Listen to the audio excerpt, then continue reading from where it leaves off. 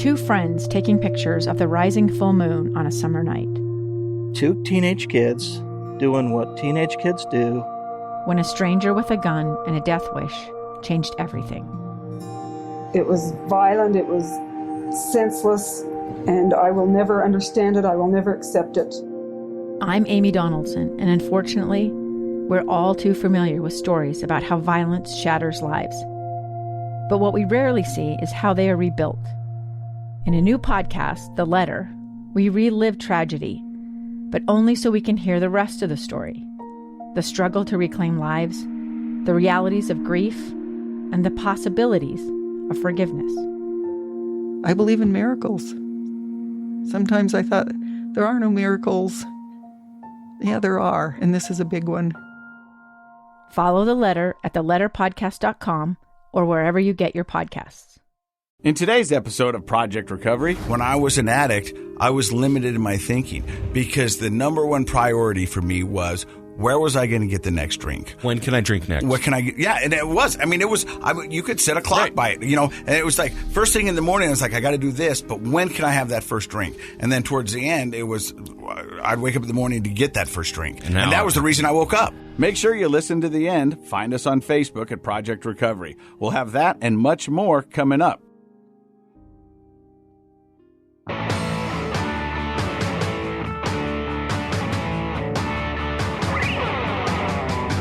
Hey, welcome to Project Recovery, a podcast about addiction. More importantly, it's about recovery, and it's brought to you by our friends at knowyourscript.org. Go check them out. They've got their finger on the pulse of all things when it's considered the opioid epidemic. Great information for you to protect yourself, your loved ones, and just find out more about what's going on in that world. I'm Casey Scott. That's Dr. Matt Woolley. It seems like I haven't seen you for a while. That's right, because you've been out gallivanting around, vacationing with the ladies. Yeah. So here's the deal. So we're going to talk about this a little bit later, but I'll give you just a little tease, is what we call it in the industry. Okay. I drove a 1994 Ford Cobra van from Ogden, Utah. Those are the classy ones, right? Yeah, no, It was good. It had kind of elevated top, 8-track in the back, from Ogden, Utah to Puerto Penasco, Mexico, which is 16 hours. I'm surprised it's not longer than that. Well, we took some breaks. Yeah. And we're going to find out all about that. Okay. But while I'm driving, that's when I like to do my thinking. Yeah. And so I was driving there, and I think in the world of recovery, there's two kinds of people. There's people who can tell you what's wrong with it, and there's people who can tell you what's right with it. Okay. And I like to be the kind of person that can tell you what's right with it, because I think it's the optimist in me. Yeah, I was going to say that sounds like an optimism versus pessimism sort of attitude. But the thing is, the reality is that both are very valid and both are very necessary. But you can get mired in either one and lose yourself, if that makes sense. Well, what do you mean by what's wrong with it? What's wrong with recovery? Yeah, or world or problems or whatever. Okay. Because if you get too negative gets negative, and it just gets even more negative, and before you know it, you're just in a down, dark place. But you can't live in an optimist world all the time either, because it's not realistic. It's just you can't do it, because bad things happen to good people, and it happens all the time.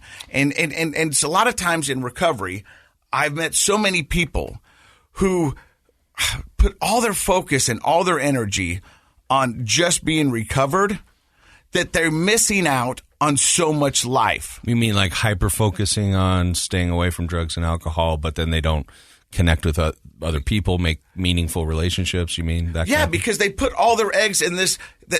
Because somehow, if I'm in recovery, that in and of itself will make my life perfect. Yeah, we'll make it better, because that's what they've been told. Because for however long they've been in their active addiction, they've been told that the drugs and alcohol are the reason their life sucks. Right. The reason everything is going bad. This is why. It's because you're on drugs and alcohol.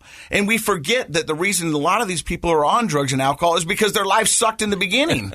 That's unfortunately true. Yeah. But it is true. And so they're sold this bill of goods that if you get sober, life's going to be better.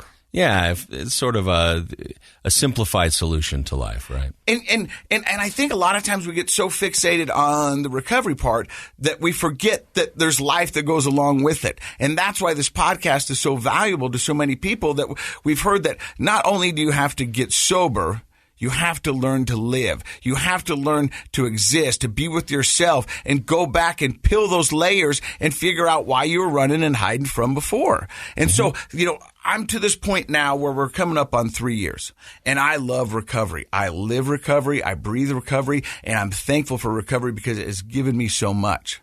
But I'm also to a point in my career and what I'm doing is that I'm trying to find that happy balance, if that makes sense. Balance between recovery and what?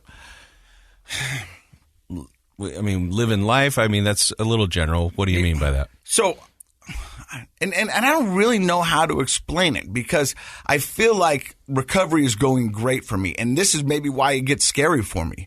You know what I mean? Because I just got back from Mexico, and you walk by any door, somebody's giving you free tequila and do that. Never tempted once. It never even crossed my mind, because that's just not who I am anymore. It really didn't, though? It really didn't. An ice cold margarita around the restaurant, that kind of stuff. I know it sounds tempting, but to me, that's not what it was, because I was so in the moment of being there with my daughter, who I'd been there 3 years prior for a miserable trip. My kids still talk about it as the trip from hell.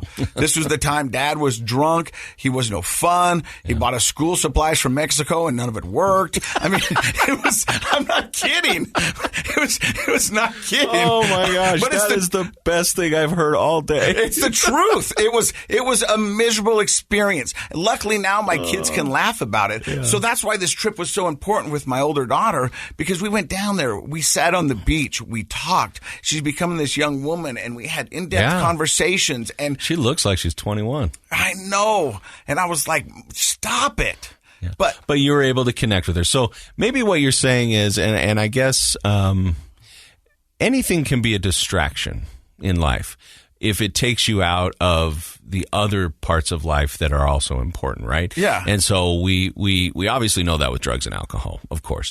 But think of workaholics, right? Yes. I know quite a few people who I feel like, man, their level of success at work is mind-boggling, but I wouldn't want to be them, because that's all, they're a one-trick pony. That's their life. And they're missing out on their kids growing up, and they're missing out on, they have lots of money, but they don't go on vacation. Like, they can't afford to, because they're so wrapped up in work. Yeah. So is work a bad thing? No, work's a good thing. But anytime we get out of balance and get over-focused on something, even if it is a positive on its own, that can create ripple effects that are negative in life. That's why I used to say this when I was drinking all the time, and I thought it was a clever way to, when I got too drunk, and I'd say all things in moderation, including moderation.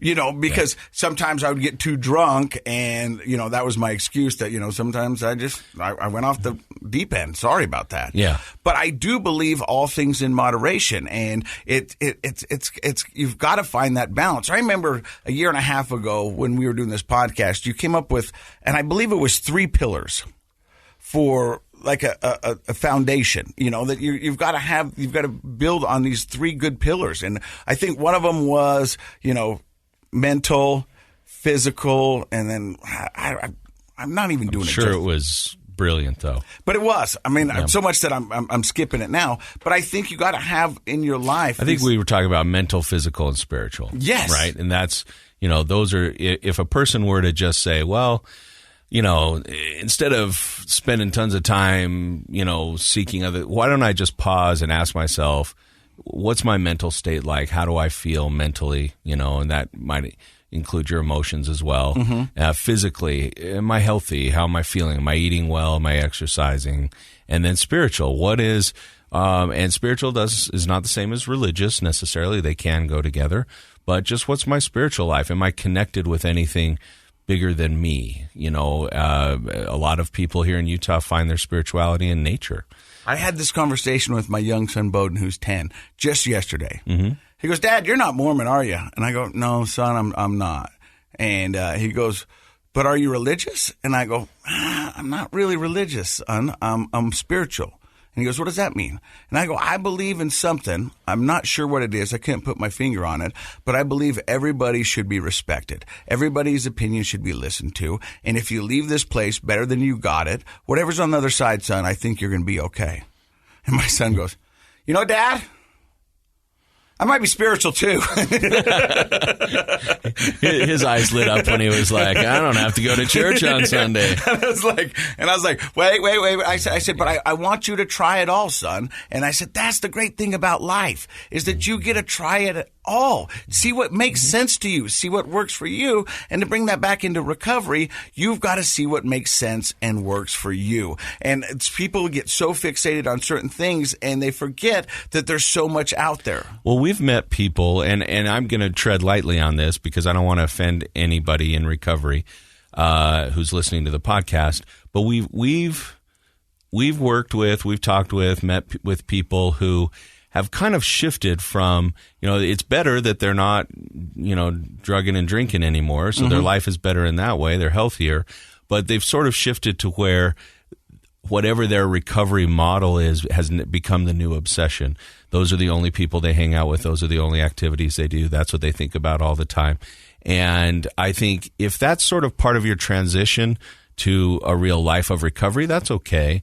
But I think you and I know the people I'm talking about, they've sort of alienated other people in their life now, and they're not really living the well-balanced life that potentially they could have. Is that better than being an addict? Yes, of course. But I think what you're talking about is sort of like, and I'm going to use the term beyond recovery. That doesn't mean we leave recovery. We take it with us. But what else is there beyond recovery in our lives? And I think that's where I'm at right now, is I'm trying to figure out what's beyond recovery. I am so grateful for my recovery. I am so grateful for where I'm at in life right now, but I'm trying to figure out what is beyond recovery. Now, I know because of this podcast, when I'm done, if I put anything above recovery, that is what I'm going to lose if I do relapse. And I agree with that. So I don't want to downplay the recovery part, and I'm not. I'm so grateful for it. I just don't know what's beyond. And to be honest with you, that kind of scares me because I don't want to get laxed. I don't want to feel like I've got this because I don't. But I'm now at the pinnacle of my recovery where I'm trying to figure out. Well, I think when people take their recovery for granted, that's where they have the big relapses or the big missteps, if you want to call it that. I don't think you're taking it for granted. I think what you're saying is, maybe in a way, recovery doesn't define every aspect of my life, even though I have to put recovery above everything else because you lose everything if you don't, and I agree with that. But I hear what you're saying. You're kind of exploring this idea of like, and it's scary, but I would say also maybe exciting. Oh, it's way exciting. Because it's like, what else is out there for me? Knowing that alcohol, to some degree, limited you your whole life, but you didn't know it at the time. I got back from 9 days in Mexico. And you know what I did the day I got back? What's that? I mowed my lawn and pulled weeds. Yeah? And I was okay with it. 3 years ago, I would have been in bed for 4 days trying to recover. I'd have woke up next to my liver smoking a cigarette going, hey, are we going to do this again? And I'm like, I don't think so, man. But I came back and I was refreshed and I went to the gym and I wasn't replaying everything that I said. You're in healthy. The vacation. And healthy. Physically, mentally, and spiritually. Yes. Yeah. So maybe this segment didn't make much sense, but it was just stuff that I thought about on the drive down there. Just sitting in my own head going, where do we go next, Casey? What can we do? Because to be honest, 3 years ago, I never thought I would be here. I didn't know that was possible. And I'm here because of recovery, because the world did give me a second chance. The world gave me a third chance, and I don't want to blow it. And so I'm just trying to figure out what's going to be best for me, my family, and well, and I just I know we're wrapping this part of the thing up, but the reality is you have different types of thought, right? Expansive thought and limiting thought. When you're an addict, your life is full of limiting thoughts. You're not believing in yourself that you can do everything. If you try, you often fail because you're an addict and you're in that process. I think what you're playing around with is expansive thought. It's like, okay, wow. I've made it coming up on 3 years. Doing pretty well with that. Recovery has helped me do all these things that I'm doing. But what else is there? Like, what's beyond? So it's a very, again, optimistic way of thinking. And I think you hit it right on the head right there with when I was an addict, I was limited in my thinking because the number one priority for me was, where was I going to get the next drink? When can I drink next? What can I get? Yeah, and it was. I mean, it was. You could set a clock by it, and it was like first thing in the morning. I was like, I got to do this, but when can I have that first drink? And then towards the end, it was I'd wake up in the morning to get that first drink, and that was the reason I woke up. Right. And so how can I hide it from everybody? And yeah, all that stuff. So now I go, wow, man, I got 24 hours in a day. Yeah. I can do whatever I want. Yeah. And I can because I know I can because I can do hard things. And I've done that. So far, I've survived 100% of all my bad days. That's a good way to look at it. I mean, I'm still here. Right. And so never once have they won. Right. I mean, I keep getting up. So again, the optimist in you. Yeah, so let's see what we can do. And I'm glad you're here today to listen to this podcast. We do appreciate it. Coming up, me, 7 women crossing the border to Mexico, a lot of estrogen. We even talked about periods. It wasn't fun, but... And how alcohol is played out differently in Mexico than here, right? Oh, it's crazy. Yeah. It's crazy. You're listening to Project Recovery right here on KSL.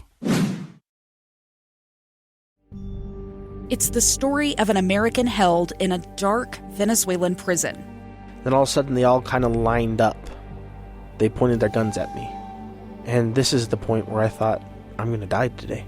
I'm Becky Bruce. I spent a year working on Hope in Darkness, which now has more than 2 million downloads. Find it on kslpodcast.com or wherever you listen to podcasts.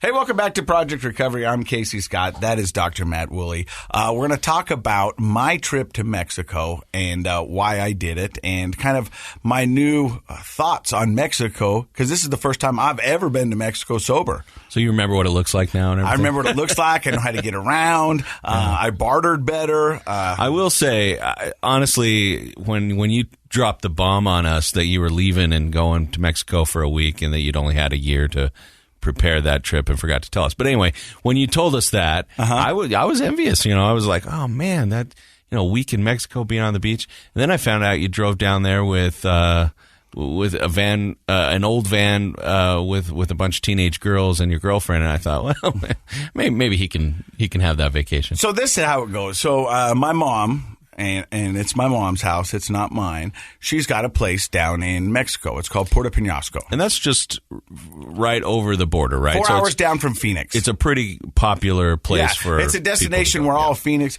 goes down. A lot of people from San Diego goes over there. A lot of blue hairs. There's a retirement community.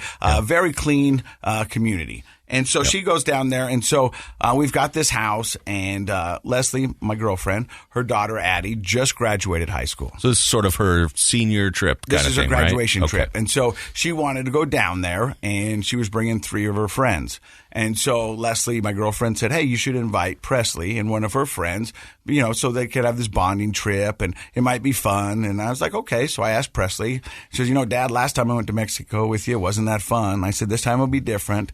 And she goes, I believe you. Did she bring that up? Yeah, they she brought did. that up? Yeah, I mean, we talked about it in the first segment, but my kids talk about that trip, and it was a scarring trip for them. Yeah. I mean, I was arguing with my mother.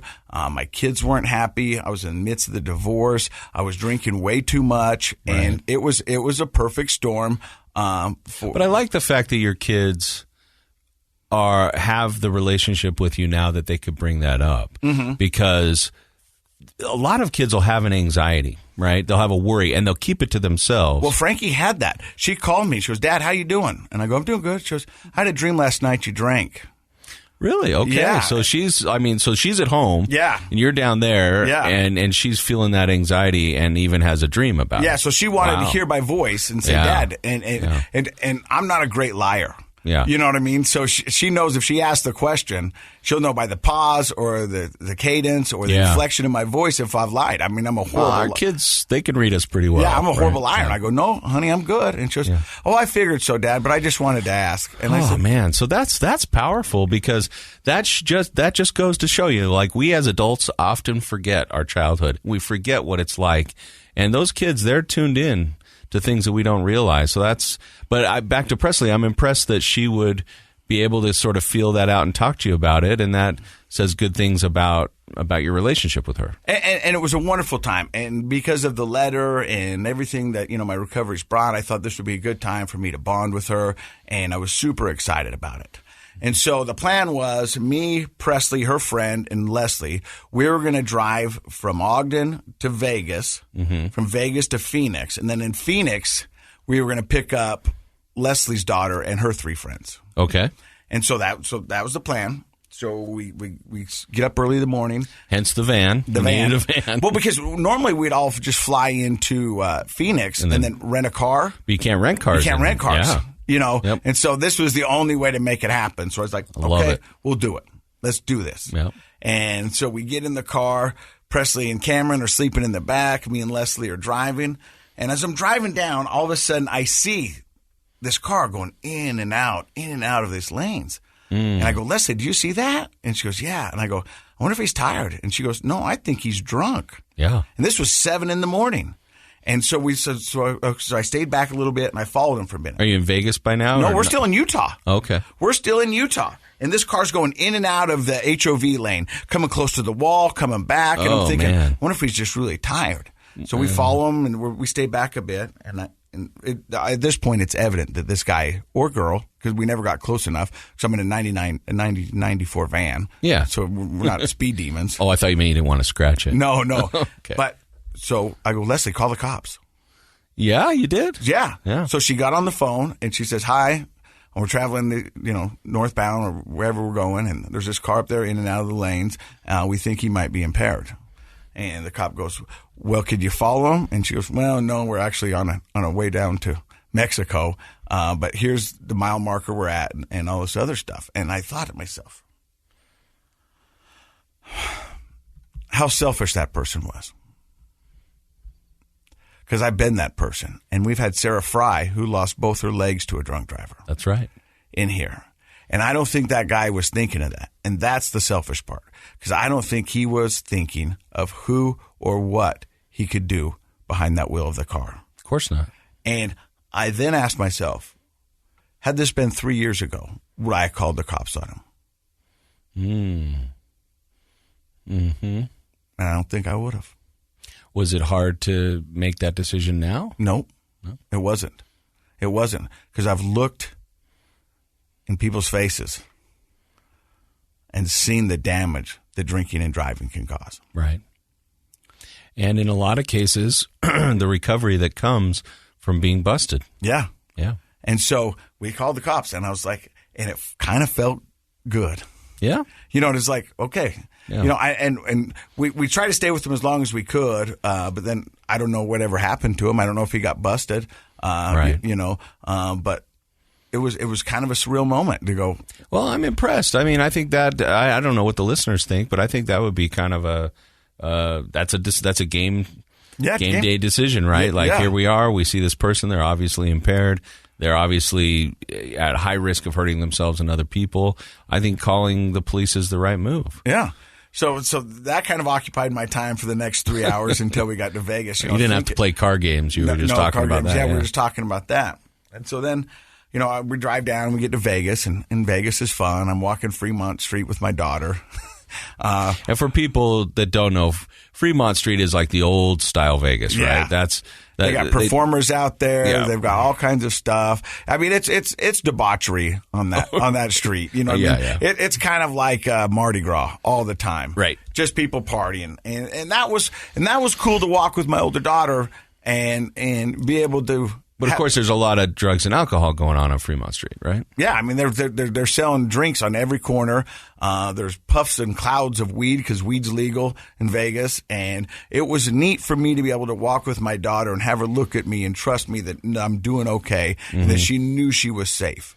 Did you guys talk about what was going on? Yeah, we talked about it. The debauchery that's going on? Yeah, we talked about it, and it made her a little uncomfortable, and it made me a little uncomfortable because my daughter she's growing up. But I wanted her to be prepared. And so we would talk about the smell of weed, or we'd talk about somebody that was way too drunk. We saw somebody, that was given psychic readings who obviously wasn't a psychic, and he was just giving it to a wall. But we talked about that, and we were like, and she goes, do you think he's just messed up, Dad? And I go, I think he's got a lot of problems, but I think mental health is probably one of the biggest. Sure. And he's not prepared for it, and these guys don't know where to go. And so there was a talk of that, a lot of people are escaping their problems, but there's a lot of sadness on the street of people masking it through alcohol and drugs. Isn't that interesting how surface level, maybe from a helicopter, you'd look it down there and you'd be, wow, that looks fun.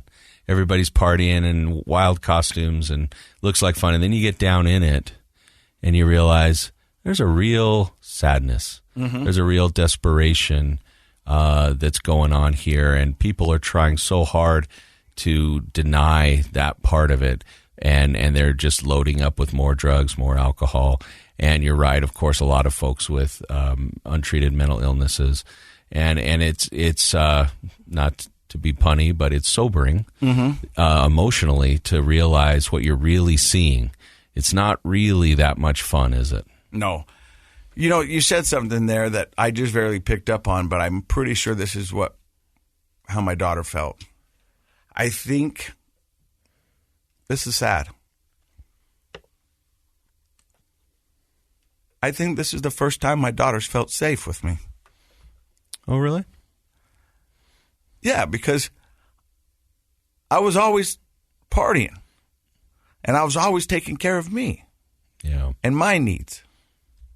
And she probably didn't feel safe to come to me because I probably wasn't in the best state of mind and probably wouldn't make the best decisions.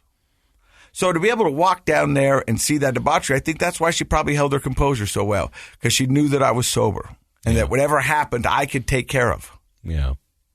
Yeah. And that just dawned on me because we didn't talk about that, but I could see it in her eyes. Well, I can see it in your eyes. It was an epiphany. Yeah, because she's like, man, my dad's here. And what her dad's supposed to do? Take care of you. And guess what? My dad can do that. I think it's trust, right? I mean, I think your kids have always known that you love them. Mm-hmm. But when a person is intoxicated, when we're in an altered state, then they sense that maybe I can't really rely, I can't fully trust my dad. And so that's pretty special to feel like that was... and my number one job is to make her feel safe. Yeah. And for those years, she didn't feel safe. I mean, she said it in her letter. She was hiding alcohol from my kids. She was protecting me. Right. And that's not how it's supposed to be. Right. And so that, And if she's feeling safe in that relationship with you in any setting, it allows her to relax into just being a kid. And people who grow up with alcoholic parents or drug addicted parents often become adultified or parentified, meaning that they are living emotionally beyond their stage in life. They don't get to be 13. They're acting like they're 23, taking care of the other siblings, or feeling emotionally like they have to take on responsibility that is really an adult responsibility. And the problem with that is that kids grow up and there's a real sense of loss that they missed out on some aspect of their childhood. And so I think that goes back to why this trip was so necessary.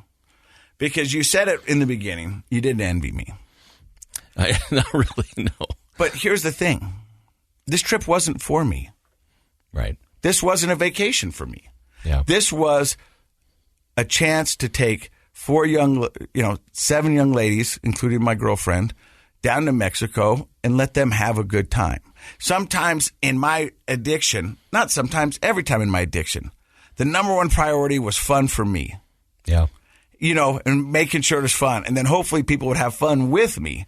But a lot of times it wasn't fun. This trip was for my daughter and her friend to go down here and enjoy Mexico, sit on the beach, tell stories, take stupid selfies, and, just enjoy it. And that's when all of a sudden it switched in me. This vacation was not for me. It was for them to come down and enjoy their graduation like Addie did and 3 of her friends. You were kind of proctoring the trip, right? Yes. You were... Son of a gun, for the first time I was being a parent. Yeah. You know what I mean? I was making sure they got home safe. I was making sure that they had food and, everything that needed to be done. That's what I was doing. But when my active addiction, I was never doing that. I always thought I was supposed to be bringing the fun. And I still had fun, and we laughed and we giggled and stuff, but the trip wasn't for me. Right. And it was for my daughter and my stepdaughter or, everybody to go down there and just have a great time. And I think they did have that. I'm sure they did. Yeah. There was another time. I'll tell you what I do envy, though. Yeah. I do envy that you had that awesome one-on-one time with your daughter, and I think that's a special thing, and I think that's something the two of you will always remember. We went shopping for a ring for her boyfriend. What? A thumb ring. Oh, okay. Yeah, you know what I mean? So who's she dating? He's wearing a thumb ring? Pretty cool cat. All right. His name is Ashton. I mean, to get away with a thumb ring, I guess you'd have to be pretty When cool. we first met him, we called him Ashhole. Yeah. But Ashton's grown on us, and we really do like him. All right. So another thing is, Leslie, my girlfriend, she was in charge of the food. And this town we went to, they have a Sam's Club. Oh, they do? But everything's in Spanish. Yeah. And what you find at a Sam's Club in Mexico is not what you find in the Sam's Club here in the States. Well, that makes sense. But Leslie gets it in her mind. These kids need some rigatone. They need some Italian food. and me being the supportive boyfriend, I was like, sounds good. So we go in there. We're going to find the Italian food section. So we spent 10 minutes trying to find tomato sauce and ragu in the Sam's Club so she can make her favorite sauce. You know? But we couldn't. But we found something that we thought by the picture looked like tomato paste or sauce or something. Oh, was it ketchup or something? I don't know. So we get that. But it's got to have some sausage. But they don't really have sausage. They have chorizo. Yeah, I was going to say, you get the chorizo. So I was like, well, let's try some chorizo. In your Italian food. So we got some chorizo. And she gets the noodles and the kids. But to her point, after 4 days of Mexican food, a little variety. Italian would have been nice. Yeah. So she spent... Or whatever this is that we guys made. Well, it ended up being garbage. It ended up sucking. And she'll tell you the exact same thing. Yeah. She spent an hour putting together this sauce and doing this chorizo and doing all that other stuff. And I promise this story goes to somewhere. She goes, taste this. And I go, well, it's not bad. She goes, it's not good. And then other people tried it and they say, yeah, this is really bad. Yeah. So I said, you know what? We did see some Prego or ragu at one of the convenience stores. Let's go back and see if we can do it. So we dumped that sauce. Like the pre-made jar. Yeah, the pre-made jar. But Leslie doesn't like anything that's a pre-made jar because she's got a family recipe that's right, of course. All this good stuff. So we go down to this gas station, and when you go into the gas stations in Mexico, they speak a little English, but not so good. Right. And so I'm going, hey, do you have Prego? Donde está el Prego? Prego, and I'm wondering if she's thinking my girlfriend's pregnant, but I'm like, no, we're looking for Prego, and it's, so this one dude all of a sudden goes, hey, do you guys need help finding some stuff? And I was like, yes. And he goes, so then he starts talking to her in Spanish and they go, hey, where it is? Then they go, they find it over here. Uh-huh. And so they show it to me and so we end up getting it. And so I talk to this guy and I'm like, so your English is pretty good. He goes, yeah, I just got deported. And I go, you got deported? Where'd you get deported from? Salt Lake City, Utah? I said, what? We're from Utah. So did I. He goes, wait. And I go, why'd you get deported? He goes, I got a DUI. I said, so did I. And so man, the things you have in common with people at the gas station. And so he had a DUI. I had a DUI. I had my Made in Ogden hat on. He goes, you're from Ogden? I said, yeah, I'm from Ogden. He goes, my mom lives there. And so he tells me where his mom's from. And so we're talking. And I'm like, so how come you're here? Yeah. And he goes, well, because of the DUI and didn't have the citizenship, I got deported. And I was like, well, you can't just get back in? And he goes, well, I could, but if I get busted again, that's really bad. He goes, so I've got to stay down here for 5 years. I said, he goes, and then he can legally get back into the States. Okay. That's how long it takes. And I said, okay. So I said, so what are you doing here? And he goes, well, it's a tourist town, and I'm just trying to figure out a way to make it. And so I hang out at gas stations. and I help people find what they're looking for. Shut up. He Swear. does not. That's his plan. That's what his plan. And I was like, okay. It's actually a pretty good plan. Yeah, and he goes, sometimes I get day jobs out of it or whatever, but, there's a barrier, obviously, because it's right outside of this community. It's a personal concierge service that he's providing for tourists. I love it. Yeah, so I gave him some money, and I said, hey, do you want me to buy you a soda pop? He goes, that'd be great.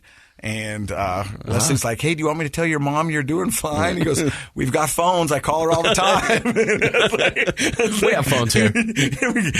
We got phones. I still talk to my mom. I just can't go back in the state. But I was like, what are the chances? Well, the truth is, Josh knows this. The chances of you making friends in a gas station in Mexico are pretty high. Yeah. Josh and I probably not, but you, I'm not surprised. And so it was kind of cool. And so I did go back to recovery. I go, how are you doing? And he goes, I stopped drinking. Okay. I go, why? And he goes, because it wasn't serving me anything. It wasn't doing me any good. That's some good insight. Yeah. And he goes, so I'm going to be down here for 5 years. Who knows if I'll get back in the States or not, but I'm doing wonderful. I mean, it seemed to be coherent and all that stuff. And so I took him for his word and said, congratulations, man. Yeah. And, it was just crazy that, That's really awesome.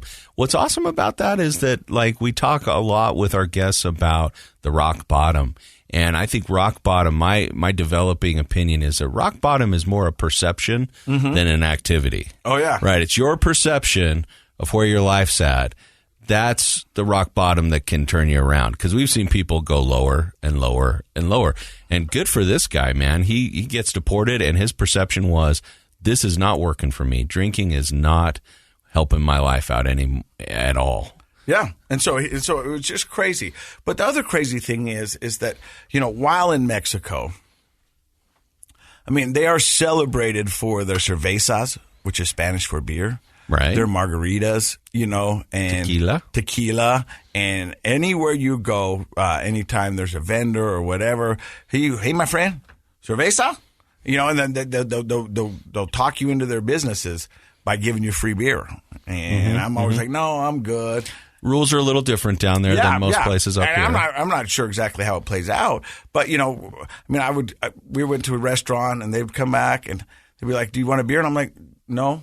And never once did anyone go, "Why?" No one challenged. No, you know what I mean. But in my mind, it was like. But if you were going to have a relapse, that would be an easy place to do it, because you're right. Everywhere you go, you're getting offered free drinks, and that's their way to kind of loosen you up a little and hopefully get you to buy some stuff because you're feeling a little loose, and it's kind of fun to have. Around here nobody's offering you free drinks to go into their stores, so it was a kind of a fun party atmosphere. So I could actually imagine they might be perplexed why you're not drinking beers, but you didn't feel like that, huh? No, they were just like, cool. And I just go, yeah, I don't drink. And they were like, okay, still come on in, though. And I'd go in there. And my favorite thing down in Mexico is whenever they're selling something, their tagline to get you in is, come here, amigo, almost free. Almost free. Almost free. Come in here. Almost free. And I like it. And then you open up a conversation and you talk. And we bought ponchos and rings, and just blankets and whatever it was. But it was a great time. But that was the thing that when I talked about in the beginning is that I was so confident in my recovery that it used to be like, I don't want to go there because I don't know how I'm going to navigate those waters. But that wasn't my thought. My thought was, let's go there. I want to protect my kids. I want to make sure that they're good and everybody's doing all right. I wasn't tempted in the slightest, ever one bit down there. And it was hot. It was 98 and 100% humidity. Yeah. It was just, but it was cool. I didn't think about the alcohol. Were you at all. a little surprised? You're almost 3 years into your recovery, so I don't mean like, oh, wow, I can't believe I did it. But, were you surprised? Because what you're telling me is there wasn't any little tug on your heart like, oh, maybe I want to drink. Did that surprise you that there wasn't even a little bit of energy that way? Yeah, a little bit. Because that's what got me thinking about what's next after the recovery, because there wasn't that. And I'm confident and cool with who I am now. I'm not defined by that. And so that was kind of weird. I was like, huh. Yeah. I went to the gas station. You know, I could have picked up a beer there. I mean, I could have had a shot of tequila anywhere. Yeah. You know, and it wasn't that way, but it was never even a thought. And I think the thing that's hard for people when you get to places like Mexico, when you're in recovery, is it's expected. That's kind of what everybody's doing, right? Like it's the party time. Like, so you've used the term "drink like a gentleman" a lot, and that's, you know, that's like a person who doesn't normally drink, but they're like, "Oh, I'm on vacation. I'll sit by the pool and have a margarita," or you know, everybody's throwing free beers at me. I'll have some here and there. And so it wouldn't have been out of the ordinary. You would have fit in just fine with everybody if you'd have been doing that. But you said you didn't really feel the. I think the urge, reason. huh? Well, I know the reason I'm sober is because I want to, and my life's better this way. The reason I'm sober is not because I don't have access to it. Yeah. You know what I mean? And then it goes back to that. You know, there's a lot of people who get sober just because they can't get it, or they think somebody else is watching. Or somebody's or they're in trouble, or they're trying to repair a relationship with their spouse. Yeah, you know, and you know, I was talking to my older brother about it, and he was like, "I'm really proud of your sobriety," because I go to family parties and people get drunk and all that stuff, and they actually called me and they're like, "Hey, we got to call you because there's some stuff that went down in the party, and we know that you're sober and you've got a good ear for things." You might be able to be the judge, huh? And I was like, "Cool." You know what I mean? He goes, "But first I want to tell you, I'm really proud of you because I don't know how you're doing it." And I go, "Yancey, you got to understand. I didn't get sober for you. I got sober for me. Yeah. You guys get to enjoy me because I'm sober. But I didn't do it for any of you guys." Yeah. I mean, I would like to say that I did it for my kids, but I didn't. Because I couldn't. I did it for me. And because I did it for me, everybody gets to enjoy. Well, this is very similar to something. So one of our early guests on the show is kind of a big deal. His name's Brandon Novak, and he was part of the Jackass guys on TV with Bam and those guys. And he's a professional skateboarder and all that. And I follow him on Instagram. He's kind of funny to follow. He's also an artist. And I noticed that one of his recent posts, there's a group of Steve Caballero and, a lot of the old skaters, Christian Hosoi and all those. They're now artists as well as skaters. And they're doing this traveling art show. And it's kind of cool to watch. Anyway, he said something almost exactly, just paraphrasing what he said recently, was that he's staying sober because it's easy to look at how amazing his life is now. And that's coming from somebody who had a seriously high level of fame. At one point, he was running on a treadmill next to Michael Jordan, being the youngest guy ever endorsed by Gatorade. Exactly. So from a young age, he had high levels of fame, lots of money, and addiction destroyed it all. He's looking at his life now, paraphrasing him. He said basically what you just said, which is my life it's not comparable now. It's so much better now. Sobriety's for me because look how great my life is. And he actually isn't at the same level he ever was before, and probably professionally never will be. Yeah. Right? But he looks like a healthy, happy guy who's doing good stuff. And I think that's sort of the key component to people who are able to really live in happiness in their recovery, is realizing I did it for me, and then the ripple effects benefit everybody I love, of course, but my constantly being appreciative, going back to, we've talked a lot about gratitude on the show before, like the gratitude that looking at your life right now and how much more you can do that's positive because of your sobriety. And then in that context, it makes sense to me that you wouldn't be tempted by free margaritas. Yeah, and so, that's why, is because I know where I've been, and I'm happy with my life right now. So the fact that I can walk around and not feel like I'm not drinking because I can't, I'm drinking because I don't want to. Right. And that's the mindset that I have now. So I had a good time in Mexico. Congratulations on graduating high school, Addie. The world is out there, and I can't wait to see what you do. Presley, you are amazing. You are everything to me, and I can't wait to see what a beautiful young lady you become. You are already so beautiful. And all the girls that went along with me, they were fun. I mean, we'd watched scary movies. We talked about periods. We talked about boyfriends. So you had a lot to contribute there. Yeah. I mean, I was like, I think they started talking about it because they knew how uncomfortable it made me. And I would just be like, stop. stop it, ladies. I don't want to talk about this. Yeah. But it was so much fun. And Leslie, my girlfriend's amazing. She's such a great nurturer and just took care of us all. And we ate like kings and queens. And it was a lot of fun. So awesome. Well, I'm really glad. I was hoping it would turn out well. And what a great group of people for you to spend a week with. Yeah. And Mom, thanks for letting us use your place. Can't forget Mom. Yeah, we left it better than we got it, we hope. And thank you guys for listening today. You've been listening to Project Recovery. Make sure you tune in next week. We're going to have a brand new guest with an exciting story. Project Recovery is brought to you by your friends at knowyourscript.org. Go check them out. And I'm Casey Scott. That's Dr. Matt Woolley. Project Recovery is a KSL podcast.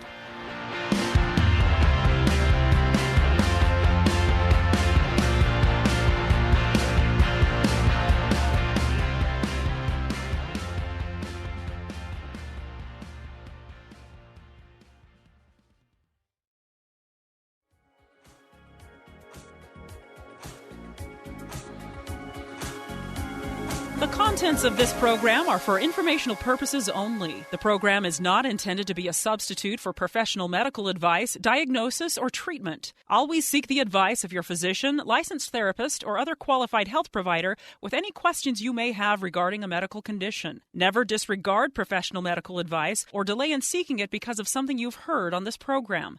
KSL does not recommend or endorse any specific tests, physicians, products, procedures, opinions, or other information that may be mentioned on the program. Reliance on any information provided on the program is solely at your own risk. A gun in the face. Then all of a sudden, they all kind of lined up. They pointed their guns at me.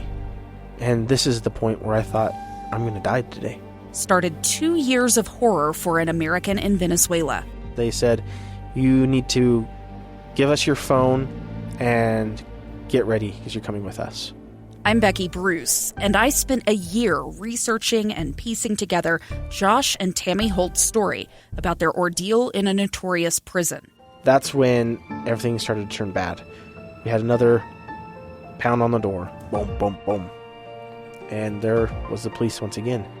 You can binge all of the episodes of Hope in Darkness on KSLpodcasts.com or wherever you get your podcasts.